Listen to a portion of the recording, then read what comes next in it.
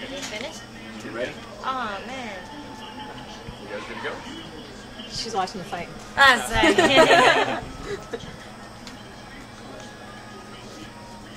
So that was a nice post you made about Conor McGregor the other day. Oh, you guys saw that? I I wonder feel if like no one ever sees anything I post. It's like people like, I don't know, purposely ignore the shit that I post. But yeah, I heard that there were some rumors that I didn't make it myself, and I did. I am a Photoshop like guru, so there you go. Well, you have a background in art. I don't think a lot of people know about that. Yeah, I actually went to school in New York at Cooper Union, and so that's where I learned all my Photoshop trolling skills. It was from Cooper Union, you know. And yeah, I went to school to be an animator. I've worked as an animator for a little while, for like maybe a couple of years, and then I kind of took a 180 and started fighting for a living. So you think like once your fight career is kind of done, you'll go back into doing like MMA cartoons or something like that? Yeah, I feel like art is one of those things that you could do forever, and MMA is one of those things where, you know, you have a small window. So I'm definitely pursuing my fight career like full force right now, but I'm still keeping my my drawing skills fresh so that once I'm done, I could go into my other passion. So the last time you fought was December. Now you're fighting Tecia Torres coming up next. So talk about what's happened from December till now. Just a lot of training. You know, I haven't stopped training since December. I thought that I could possibly book a fight earlier than that, so I was in the gym the entire time. And unfortunately, since all the strawweights had fought so close together, they couldn't book me another fight until June. So I was pissed, you know. I was begging for this fight, actually. I was begging for this night at the Prudential Center, but they couldn't get it for me.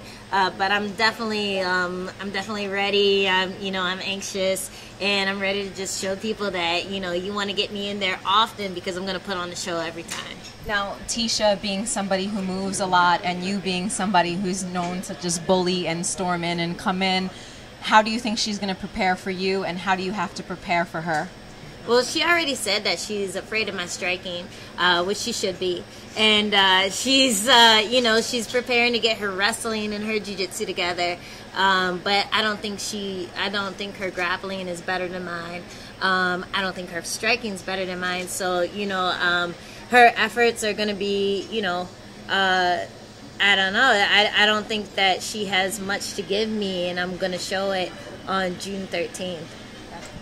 Talk about that, your legendary face-off with Tecia in Mexico.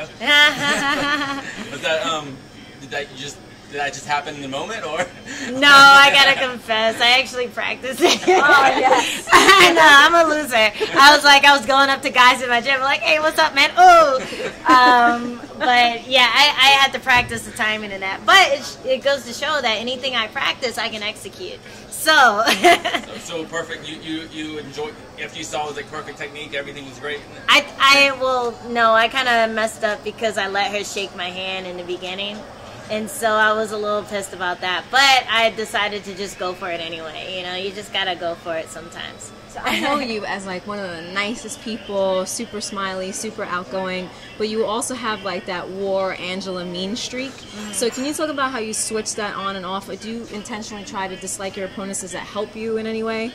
I don't really dislike them. Like I tend to build a character in my head, and that person I dislike, but after like everything's said and done, I understand that, you know, that is a person just like me, and, you know, I don't hate them or you know, anything like that. But, you know, it is a fight. So it's like, you know, going into war. You're not going to say, oh, everyone's the same. You're going to be like, I got to kill this person because if not, they're going to kill me. And so that's how I visualize it, you know, going into it. And then afterwards, it's just like, you know, it's like jerking off. Yeah. Afterwards, you're just like, oh, you know, let's hug it out. You know, it's not a big deal anymore. So, yeah. More about, I guess, your pre-fight hype. I mean, we've seen your Instagram post. I mean, is that you being mean, or is that just you having fun? What do you like? What is it? Or I'm just having fun. Like, it's up to the other person to interpret it however there is a picture they like. of you ripping someone's heart out, your opponent's heart out. Yeah, but I mean, at the same time, it's like drawn in like ancient, like Aztec stylistics or whatever. So I mean, like, you know, if you're gonna take something like that seriously, then you know, that's on you.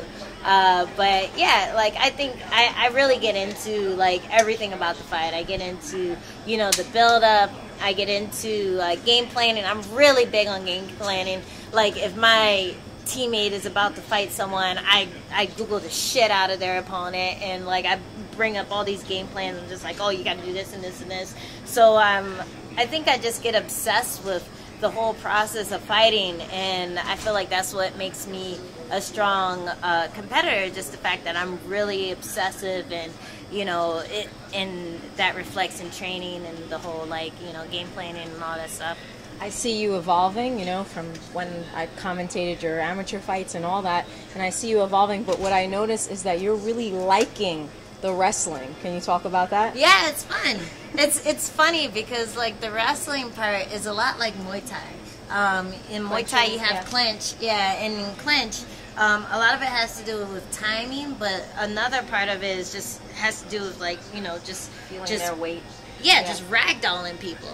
And that's what wrestling is, too. You know, you have the timing, you have the technique, but you also have the ragdolling. And I feel like with BJJ, you don't have, like, the strength as much and the explosiveness as much as you do with wrestling. So, so I've really been enjoying it, you know, like, just the little tiny aspects, as well as, you know, just like the whole, like, embracing the grind thing, like, that's all me. So so it's been pretty fun learning that, and I hope to get pretty good at that, you know, as I progress. Now we know that one of the only African American women in, you know, MMA right now, well, in the UFC right now.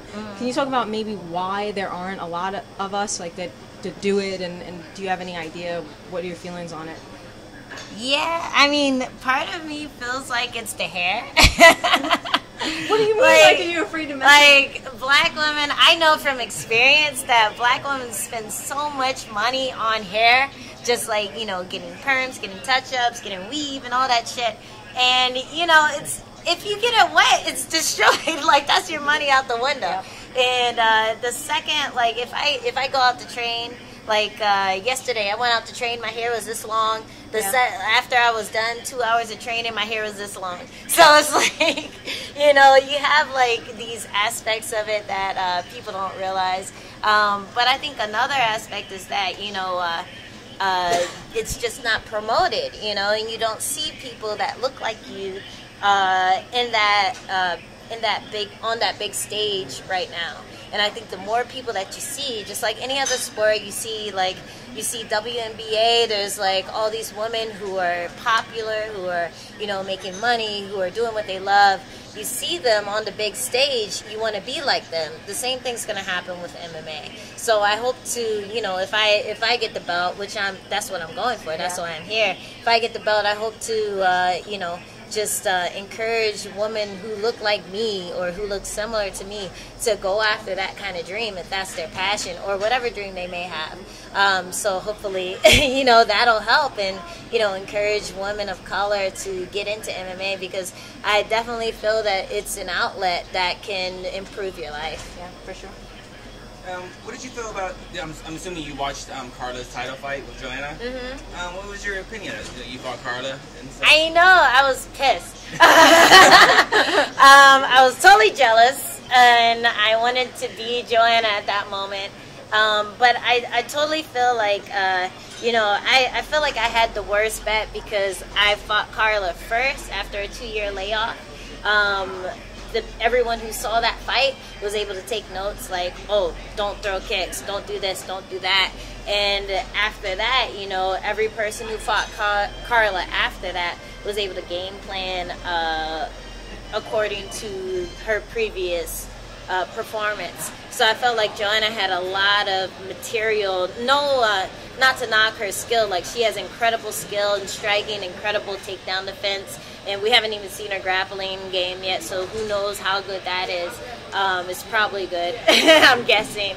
but I feel like she also had a lot to go off of, and that's kind of, you know, why I was just like, fuck, man, I wish I could be like, I wish that was me right now. But it was really encouraging to watch. I think a lot of people think that after seeing Joanna's performance, the belt is you know, obtainable, and I don't think people realize how good Joanna is. So after her next fight, I think more people will see that she's actually really fucking technical and really hard to beat, and they'll be less ready to call out for a title shot. How has your regular life changed since all of this? I mean, I get to do stuff like this. That's a little different. I was really happy when I got the call to fly out here to watch Newark, because I have a lot of people near here in New York City. I lived here for like 11 years. And, you know, like, people saw me repping North Carolina on the show, so like whenever I'm walking around downtown in Asheville, people just say hi, and they're like, oh, I saw you on the fight, I saw you on the TV show, I was rooting for you. So I get a lot of recognition from like just regular people, and I can train wherever I want now just because they recognize me from the show and recognize that I can fight, and you know, they know I'm legit. So it's been a pretty cool transition since then. That's good. Cool. All right. Cool. Yeah. Thanks, guys. So what? Oh, okay.